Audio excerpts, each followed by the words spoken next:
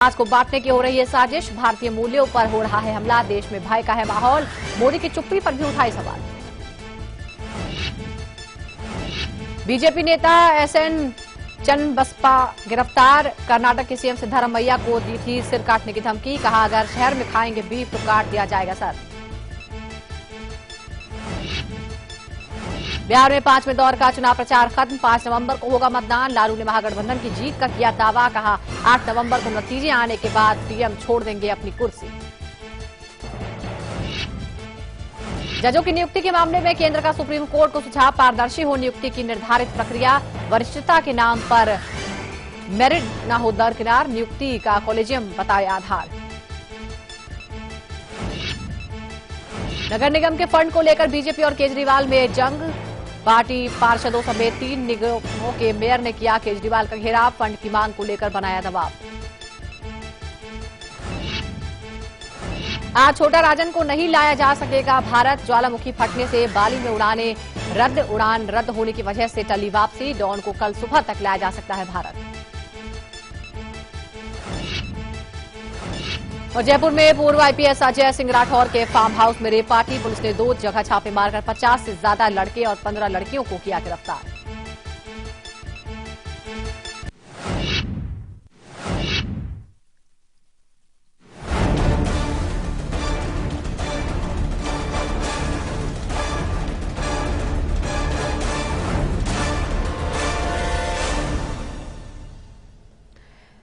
नमस्कार, स्वागत है आप सभी का हमारे इस खास पेशकश में। मैं हूं सुजाता। देश की सियासत वैसे तो कई रंग देख चुकी है, लेकिन इन दिनों इस सियासत पर असहिष्णुता का रंग इस कदर चढ़ा है कि अनेकता में एकता का इतिहास खतरे में जान पड़ता है। सच्चाई कितनी, हकीकत कितनी है, ये बात की बात है, लेकिन असहिष्णुता के नाम पर जो सियासत की गाड़ी चल चुकी है, उसके आगे प्रधानमंत्री का विकास का एजेंडा पीछे रह गया है। आखिर बीजेपी के शासन में देश इतना असहिष्णु क्यों हो गया है? विरोधी सवाल कर रहे हैं। खाने पीने की चीजें महंगी हो गई है। बेरोजगार रोजगार के लिए भटक रहे हैं। भ्रष्टाचार पर लगाम नहीं लग पा रही है। लेकिन एक एजेंडा हावी हो चुका है जो लोगों को आपस में जोड़ता नहीं बल्कि समाज को एक दूसरे के खिलाफ खड़ा करता है। आज सोनिया गांधी की अगुवाई में कांग्रेस का मार्च इसी असहिष्णुता के खिलाफ निकाला गया।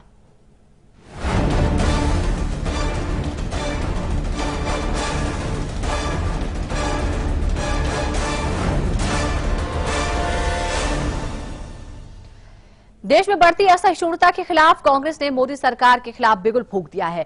पार्टी अध्यक्ष सोनिया गांधी की अगुवाई में आज कांग्रेस के नेताओं ने संसद भवन से लेकर राष्ट्रपति भवन तक का मार्च किया। इसके बाद राष्ट्रपति से मिलकर एक ज्ञापन भी सौंपा। दूसरी तरफ बीजेपी ने कांग्रेस के इस मार्च को राजनीतिक ड्रामा करार दिया। देश में बढ़ रही असहिष्णुता के खिलाफ कांग्रेस का ये बड़ा मार्च है। इस मार्च की अगुवाई कांग्रेस अध्यक्ष सोनिया गांधी के हाथों में थी। बड़े दिनों बाद सोनिया गांधी पूरी तरह अटैकिंग मूड में नजर आई।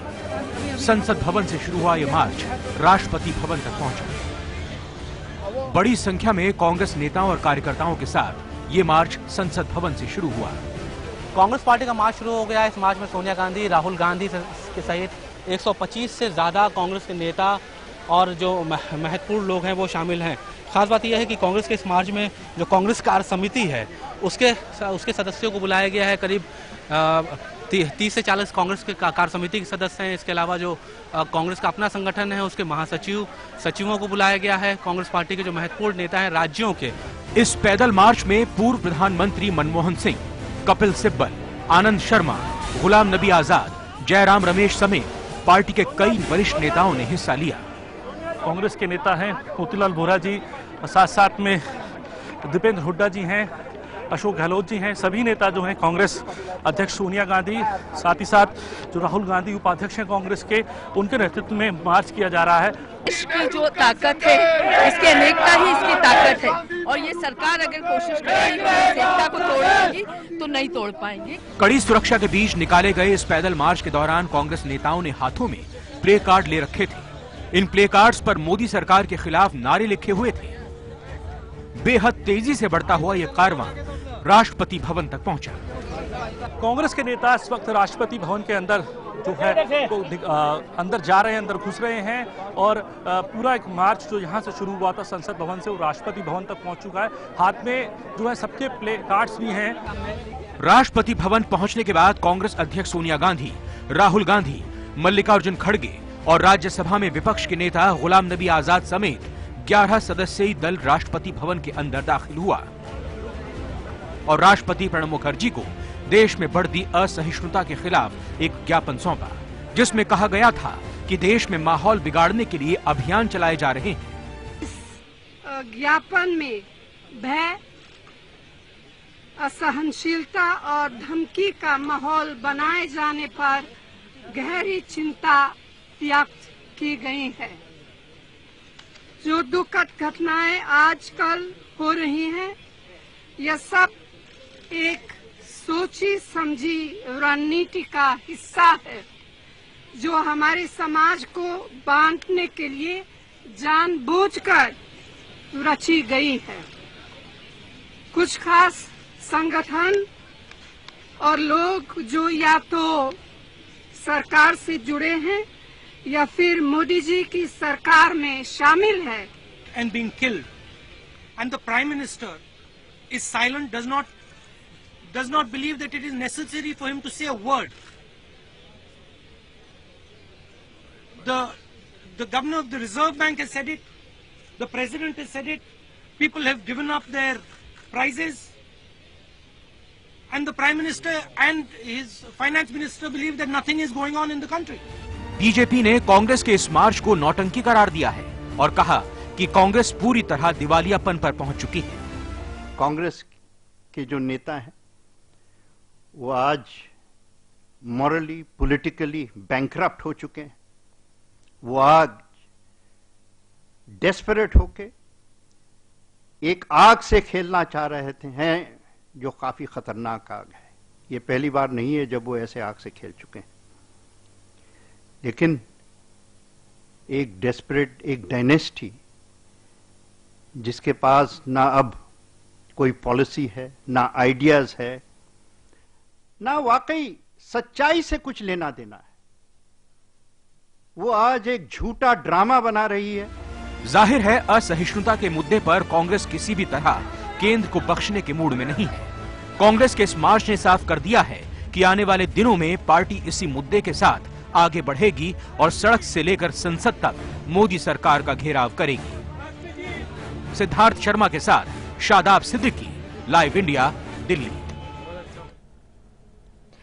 तो एक तरफ देश में बिगड़ते माहौल के खिलाफ कांग्रेस मार्च कर रही थी, तो दूसरी तरफ सिख संगठनों की तरफ से इस मार्च का विरोध भी किया गया। लाइव इंडिया के डिप्टी एडिटर शादाब सिद्दीकी ने इसका जायजा लिया। कांग्रेस का जो मार्च हो रहा है, इसका विरोध भी हो रहा है। आप मेरे दाहिने तरफ देख सकते हैं कि ये स्वतंत्र संगठन के लोग हैं जो कि सिखों के हत्यारे राजीव गांधी का भारत रत्न वापस करो का बैनर हाथ में लेकर आए हैं। खास बात यह है कि इसमें तेजिंदर पाल सिंह बग्गा एक शख्स है जो कि कांग्रेस के विरोध के लिए जाना जाता रहा है। वो अपने साथ 20 से 25 लोगों को लेकर आया है जो कि विरोध कर रहे हैं। खासतौर पे जो कांग्रेस का ये मार्च होने वाला है, जिसमें सोनिया गांधी और राहुल गांधी इस मार्च में हिस्सा लेंगे। इसके अलावा जो कांग्रेस कार्य समिति के सदस्य हैं वो इस मार्च में आएंगे। लेकिन इन लोगों की मांग यह है कि जो 84 का जो राइट हुआ है, सिख राइट हुआ है, जिसमें बड़ी संख्या में दिल्ली में सिख मारे गए थे, उनके लोगों को अब तक इंसाफ नहीं मिला है। तो ये लोग अपने हाथों में बैनर और आप देख सकते हैं कि हाथों में ये कागज की तख्तियां लेकर आए हैं और ये आरोप ये लगा रहे हैं कि अब तक जो सिख मारे गए हैं उनके साथ न्याय नहीं हुआ है। खास बात ये, आप लोग कहाँ से आए, किस संगठन से जुड़े? हम दिल्ली से सिख गुरुद्वारा कमेटी से आए हुए हैं। जब ये 84 के राइट्स को अभी तक लोगों को सजा क्यों नहीं मिली? इतने गरीब लोग मारे गए, इतने सब लोग, इतना कत्लेआम हुआ, अभी तक इनको सजा क्यों नहीं मिली? क्या आपका ताल्लुक बीजेपी से या किसी और संगठन से है? आप कांग्रेस के मार्च का विरोध करने आए हैं? हमें सिख कम्युनिटी से ताल्लुक है हमारा, हमें किसी पार्टी से ताल्लुक नहीं है। कुछ लोग और भी। आप बताइए, आप किस संगठन से हैं और क्या विरोध कर रहे हैं? बीजेपी से जी। आप बीजेपी के वर्कर हैं, क्या नाम है आपका? मेरा प्रितपाल सिंह नाम है। हाँ जी। कहाँ के रहने वाले हैं? हम अपना साईपुरा तिलनगर। हाँ जी। क्या डिमांड है आपकी, क्या कह रहे हैं? जी 31 साल हो गए हैं। अभी 84 के दंगे में जो हमारे रिलेटिव्स मरे थे उनको अभी तक इंसाफ नहीं मिला, वो खुले घूम रहे हैं। शुक्रिया। तो आपने सुना ये कह रहे हैं कि ये बीजेपी के वर्कर हैं। इसमें जो एक शख्स जिनसे हमने बात की वो ये दावा कर रहे थे कि वो इंडिपेंडेंट है, उनका कोई ताल्लुक बीजेपी से नहीं है। लेकिन बहुत साफ है कि जो ये विरोध हो रहा है उसको देखकर लगता है कि ये एक प्रायोजित विरोध है। हालांकि इस विरोध में बहुत ज़्यादा लोग नहीं हैं, मुश्किल से 20 से 25 लोग हैं। लेकिन इतना ज़रूर है कि जो 84 का जो राइट हुआ था जिसमें काफ़ी संख्या में सिख मारे गए थे, वो मुद्दा ये लोग उठा रहे हैं। हालांकि पुलिस इन लोगों को रोकने की कोशिश कर रही है और पुलिस नहीं चाहती है कि ये आगे बढ़ें और ये आगे बढ़कर ज़्यादा विरोध करें। पुलिस इनको चाहती है कि इनको यहाँ से डिटेन किया जाए और इनको लेकर वो वापस थाने जाएगी और वहाँ पे इनको थाने के अंदर रखा जाएगा। लेकिन एक बात बहुत साफ है कि जिस तरीके से ये विरोध हुआ है उसने कम से कम जो कांग्रेस का मार्च है उससे पहले एक खबर जरूर बना दी है। कैमरामैन माचो के साथ शादाब अहमद सिद्दीकी, लाइव इंडिया, दिल्ली। कांग्रेस नेता सलमान खुर्शीद ने असहिष्णुता को लेकर केंद्र सरकार पर जमकर वार किए हैं। खुर्शीद से बात की हमारे संवाददाता सिद्धार्थ शर्मा ने। हमारे साथ कांग्रेस के वरिष्ठ नेता सलमान खुर्शीद साहब हैं। सर, क्या जरूरत पड़ चुकी है, क्या देश में इस तरीके का माहौल आ चुका है कि अब अपोजिशन पार्टी को राष्ट्रपति का दरवाजा खटखटाना पड़ रहा है? देखिए, राष्ट्रपति देश के मुखिया हैं, हमारे परिवार के, देश के परिवार के मुखिया हैं और इसलिए राष्ट्रपति तक पहुंचना हर एक का अधिकार है। राष्ट्रपति कितनी हमारी बात स्वीकार करते हैं, राष्ट्रपति उस पर क्या फिर उसके परिणाम सामने आते हैं राष्ट्रपति जी के प्रयासों से, ये तो आगे समय बताएगा। लेकिन हमारा अधिकार है कि हम आके राष्ट्रपति जी से इस बात को कहें और राष्ट्रपति से निवेदन करें कि उनका दायित्व बनता है कि वो हमको सुरक्षित रखे, हमें सुरक्षित रखे, इस देश को सुरक्षित रखे और इसीलिए हम राष्ट्रपति जी के पास आए हैं।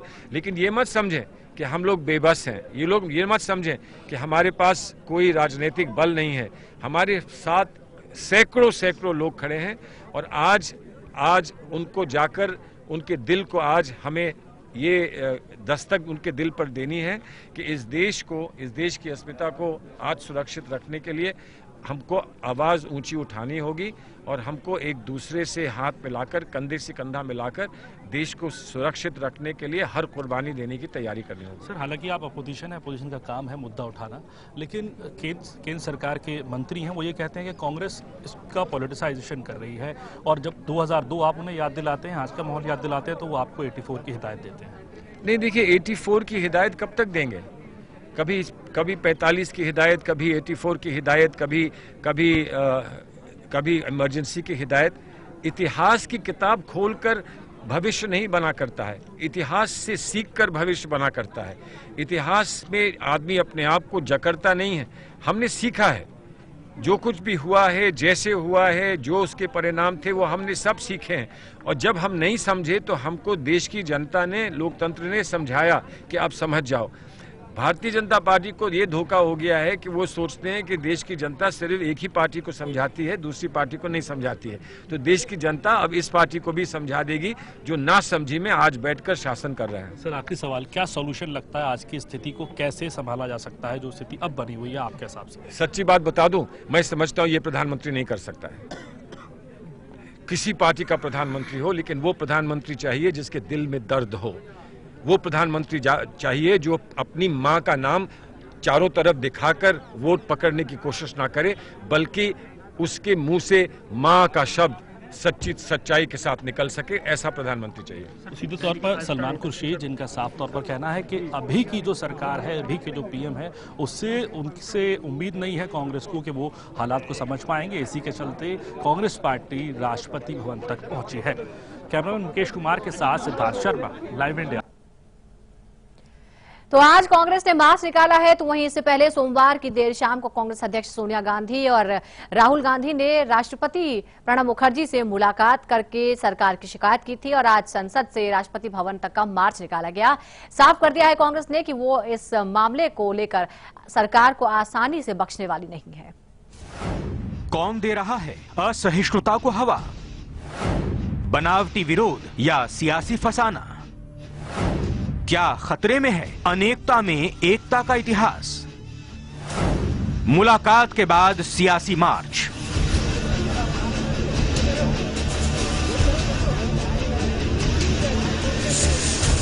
वैसे तो देश में बढ़ रही असहिष्णुता पर सियासत पिछले कई दिनों से जारी है, लेकिन सोमवार को इस सियासत को और भी हवा मिल गई। जब कांग्रेस अध्यक्ष सोनिया गांधी राष्ट्रपति प्रणब मुखर्जी से मिलने जा पहुंची। सोनिया ने देश के माहौल को लेकर राष्ट्रपति से चिंता जताई, उन्हें देश में हो रही हालिया घटनाओं से रूबरू कराया। 45 मिनट तक चली राष्ट्रपति के साथ इस मुलाकात में सोनिया गांधी ने मौजूदा सरकार की शिकायत करने में कोई कोर कसर नहीं छोड़ी। लेकिन कांग्रेस के इस हमले का जवाब केंद्रीय मंत्री वेंकैया नायडू ने ट्वीट के जरिए दिया। सहिष्णुता के पैरोकार उस वक्त चुप क्यों बैठे थे जब लाखों कश्मीरी पंडितों को कश्मीर से बाहर फेंक दिया गया, उनके घर जला दिए गए, जब 1984 में हजारों सिखों का सत्ताधारी पार्टी के कार्यकर्ताओं ने दिल्ली में नरसंहार किया, जब कांग्रेस शासन के दौरान हरियाणा के दलितों के घर जला दिए गए, लोगों को जिंदा जला दिया गया। लेकिन कांग्रेस इस मुद्दे पर सरकार को बख्शने के मूड में नहीं है। राष्ट्रपति की मुलाकात के अगले ही दिन कांग्रेस ने संसद भवन से राष्ट्रपति भवन तक मार्च निकालने का फैसला कर डाला, जब देश का एक तबका खुद को असुरक्षित महसूस करे। देश का तमाम बुद्धिजीवी वर्ग, लेखक, फिल्मकार, साहित्यकार, वैज्ञानिक, सभी लोग एक स्वर में वर्तमान स्थिति के ऊपर चिंता व्यक्त कर रहे हैं। सभी कांग्रेस के पिछले गुण नहीं है, सभी लेफ्टिस्ट नहीं है। कैलाश सत्यार्थी कोई कांग्रेसी आदमी नहीं है, नारायण मूर्ति कोई कांग्रेस के मेंबर नहीं है।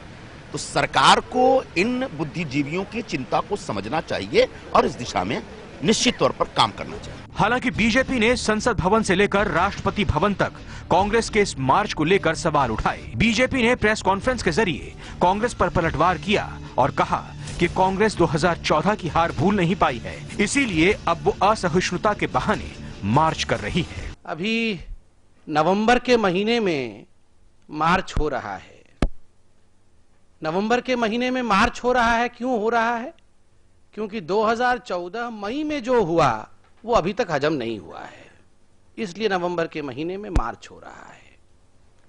कहा जा रहा है कि इंटॉलरेंस के खिलाफ ये मार्च है।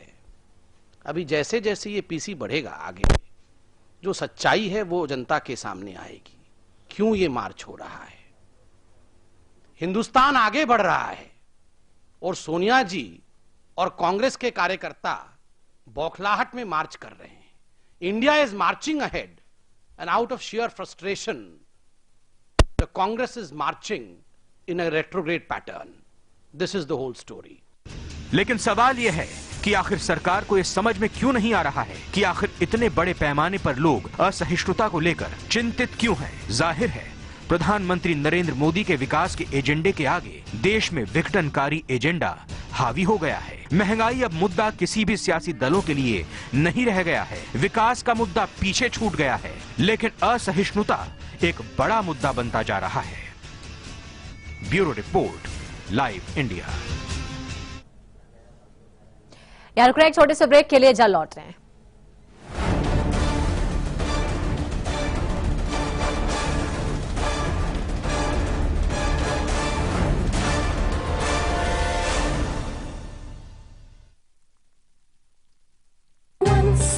Upon a wonder, struck by a thunder, and I'm falling.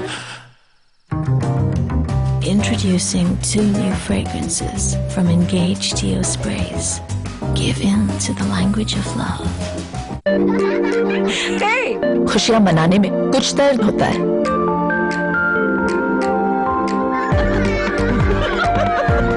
कुछ दर्द सिखाने में भी होता है, पर इस दर्द से रुकना क्यों? एक्सपर्ट है ना।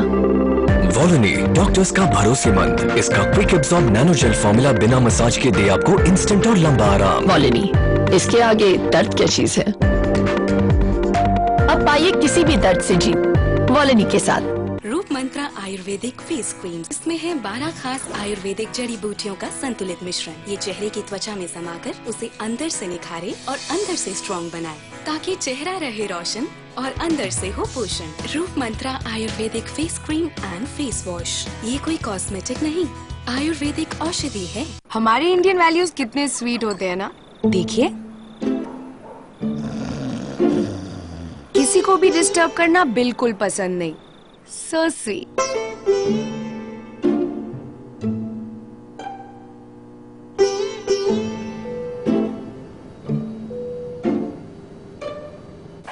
Come on. पर टीवी देखते वक्त क्या हो जाता है इंडियन वैल्यूज को? अब नहीं होगा, क्योंकि वीडियोकॉन D2H है हेडफोन्स के साथ। किसी को डिस्टर्ब मत करो और इंडियन वैल्यूज को मेंटेन रखो। Videocon D2H for Indian values.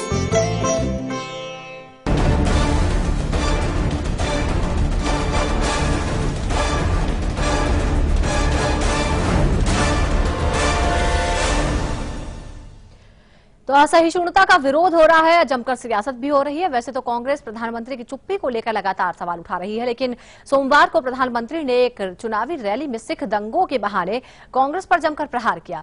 असहिष्णुता को लेकर माहौल बना रहे विपक्ष पर देर से सही लेकिन प्रधानमंत्री ने अपनी चुप्पी तोड़ी।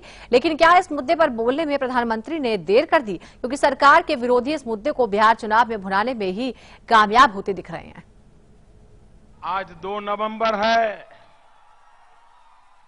1984 का 2 नवंबर याद करो। 1984 का दिल्ली में, हिंदुस्तान में सिखों का कत्ले आम चल रहा था और आज उसी 2 नवंबर को कांग्रेस पार्टी टॉलरेंस पर भाषण देने लगी है।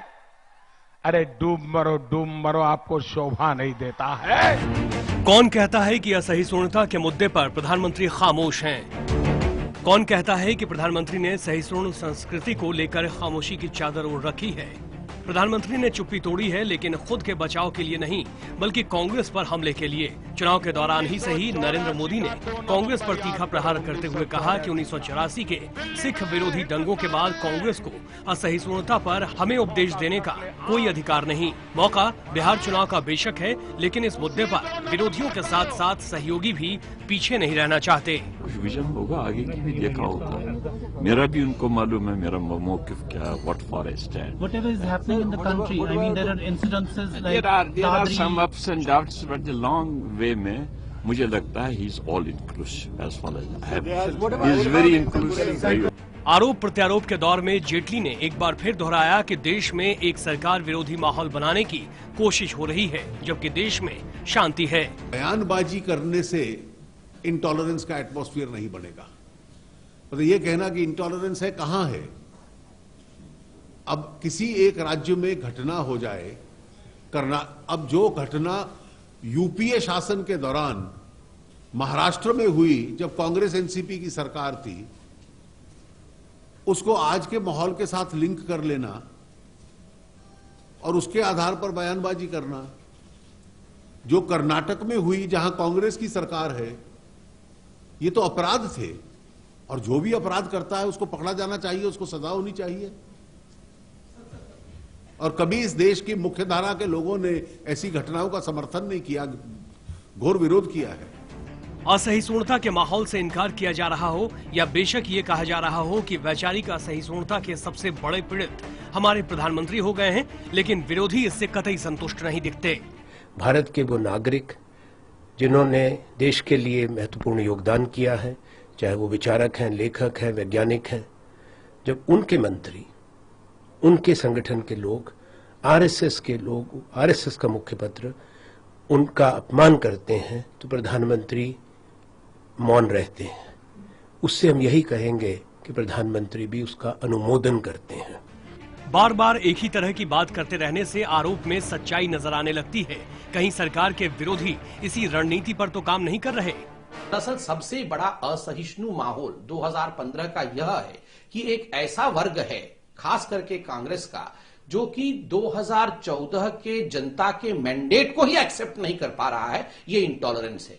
जिन लोगों को 100 चूहे खाकर खिसियानी बिल्ली हज को चली, इस मुहावरे की समझ नहीं है, आज वो इस मार्च ऑफ फ्रस्ट्रेशन को देख लेंगे तो समझ जाएंगे कि 100 चूहे खाकर खिसियानी बिल्ली हज को चली का अर्थ क्या होता है। दादरी कांड और लेखक कलबुर्गी की हत्या के बाद प्रधानमंत्री की लंबी चुप्पी और बीजेपी के बड़बोले नेताओं की लगाम देर से खींचने को लेकर विरोधी एक माहौल बनाने में जरूर कामयाब हो गए हैं, जिसका देर से ही सही प्रधानमंत्री मोदी ने जवाब दिया है। Bureau report, live India. देश में बिगड़े माहौल और असहिष्णुता के खिलाफ अब तक कई साहित्यकारों ने अपने सम्मान वापस लौटाए हैं। सम्मान वापस लौटाने वाले साहित्यकारों का आरोप है कि देश का सांप्रदायिक माहौल बिगड़ रहा है और इसे रोकने में मोदी सरकार नाकाम रही है।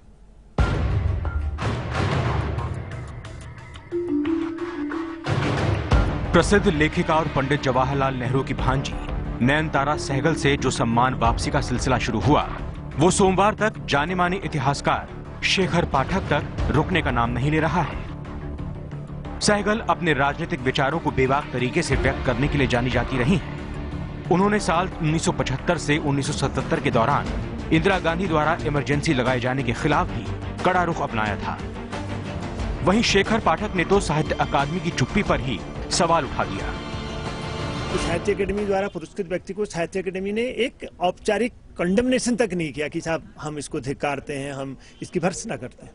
उसके खिलाफ हमारे साहित्यकारों ने अपने आमंत्रण लौटाए, अपने सम्मान लौटाए और सम्मान लौटाने की बिल्कुल मजाक उड़ाई गई और ये कहा गया कि ये साहब ये है वो है फलाना है। और जब सब साहित्यकार बड़े रिनाउंड लोग हैं, बड़े प्रतिभाशाली लोग हैं, जिन्होंने इमरजेंसी का विरोध किया, जिन्होंने दिल्ली के दंगों का विरोध किया।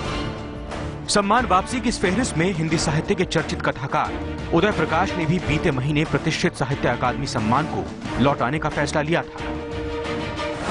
पहले कर्नाटक में वरिष्ठ कन्नड़ लेखक कलबुर्गी की हत्या के मामले में आरोपियों की गिरफ्तारी में देरी से नाराज कन्नड़ भाषा के 6 लेखकों ने कन्नड़ साहित्य अकादमी का पुरस्कार लौटा दिया। इसके अलावा तादरी की घटना को लेकर प्रसिद्ध साहित्यकार अशोक वाजपेयी ने भी साहित्य अकादमी सम्मान लौटा दिया। हिंदी लेखकों में मंगलेश डबराल और राजेश जोशी ने भी प्रतिष्ठित साहित्य अकादमी पुरस्कारों को लौटा दिया। वहीं वरियाम संधू और जी.एन. रंगनाथन राव ने अकादमी को अपने सम्मान वापसी की राह के लिए चुना। पंजाब के 4 और लेखक और कवि सुरजीत पत्तर, बलदेव सिंह सड़कनामा, जसविंदर और दर्शन बट्टर सांप्रदायिक हिंसा के खिलाफ विरोध प्रदर्शन में शामिल हो गए और विरोध स्वरूप अपना पुरस्कार लौटा दिया। मशहूर इतिहासकार इरफान हबीब ने देश में बढ़ रही असहिष्णुता और सम्मान वापसी पर सीधा संघ पर निशाना साधते हुए इसकी तुलना मुस्लिम आतंकी संगठन ISIS से कर दी है।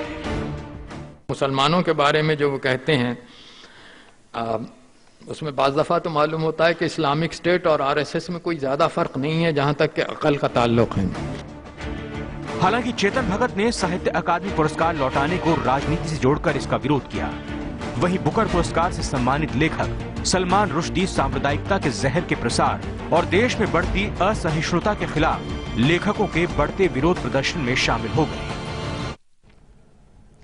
इसी के साथ हमारे इस पेशकश में इतना ही। खबरों का सिलसिला लाइव इंडिया पर लगातार जारी है।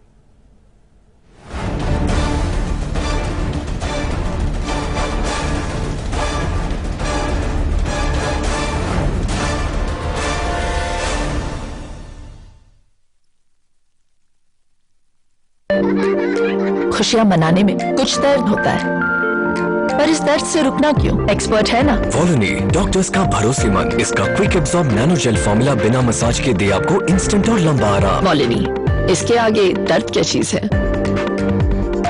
अब दर्द से जीत सिर्फ 10 रुपए में। कैसा हो हमारा घर, जो घर से बढ़कर हो, सुकून और खुशी के साथ एक पहचान हो। Presidency infra Heights Yamuna expressway पर लेकर आए हैं एक premium project, presidency Heights, 100% FDI project adjacent to F1 Budh International Circuit. Construction is in full swing. Presidency Infra Heights, more life, more style. खुशियां मनाने में कुछ दर्द होता है,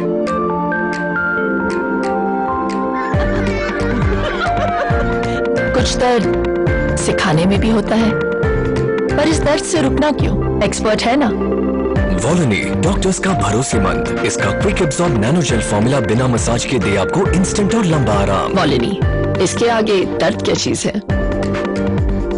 अब पाइए किसी भी दर्द से जीत वॉलोनी के साथ।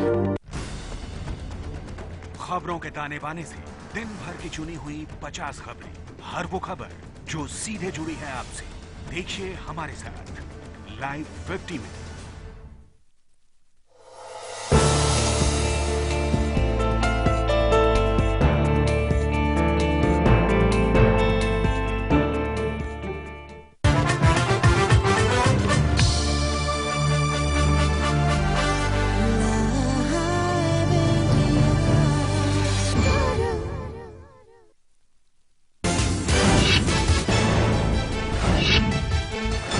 असहिष्णुता के खिलाफ सोनिया राहुल ने निकाला मार्च। कांग्रेस के प्रतिनिधिमंडल ने राष्ट्रपति को सौंपा ज्ञापन। कांग्रेस के मार्च पर बीजेपी का हमला। बौखलाहट में कांग्रेस निकाल रही है मार्च। सोनिया ने मोदी सरकार पर बोला बड़ा हमला। कहा समाज को बांटने की हो रही है साजिश। भारतीय मूल्यों पर हो रहा है हमला। देश में भय का